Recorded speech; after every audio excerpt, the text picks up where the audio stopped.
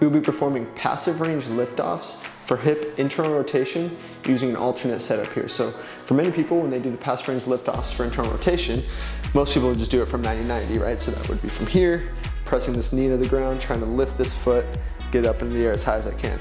For many people, they get discomfort in the inside of that knee, they may get discomfort in the hip, or they may not be able to get the foot off of the ground, because this is not only internal rotation, but it's also internal rotation with a good amount of hip abduction. So that would be trying to lift my leg up into the air into more abduction. So many people do not have the requisite amount of hip abduction, so it makes internal rotation just too challenging to get the knee down and try to lift that foot in the air. So this alternate position kind of takes the abduction out of it, it takes the spine angle out of it, allows us to lay on our side and really just focus on that hip internal rotation. So just like with other passive range liftoffs, we want to find a position that's near our end range, but allows us to have space to contract into. So you may need to do this once or twice just to kind of find the best position for you to train from.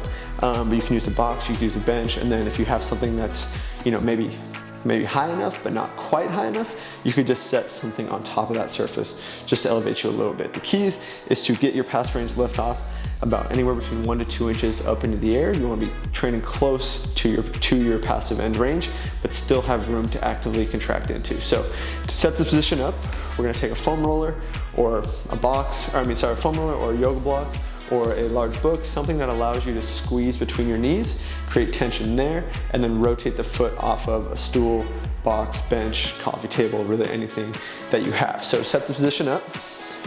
You have a 90-degree bend on the knees, a roughly 90-degree bend in the hips, and you have your feet right into the object that you're using. So if you have like a stool here, my feet are positioned at the bottom of the stool, because I'm gonna take this top leg to the top of the stool, and then I'm gonna take my yoga block or a foam roller, whatever I'm using, and I would just have it right between my knees. So I'm here, 90-degree bend, 90-degree bend. My passive range lift off, I'll take a full breath in, full body contraction, even though we're laying on our side, make sure we have a good full body contraction. I'm gonna squeeze here, make sure nothing else moves. I'm gonna lift, set back down. Squeeze, lift, set back down, squeeze, lift, set back down. So make sure you're creating tension before each and every rep.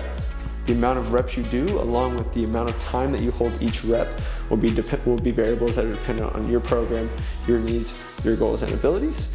But just make sure that you create tension before you drive up, hold that contraction, make sure nothing else moves, and then slowly set back down. If you find that your leg is rolling forward, it means you just need to squeeze a little bit tighter into whatever you're using between your knees, and then just try to go up, try to pause, slowly set back down. So those are passive range lift offs from the sideline position for hip internal rotation.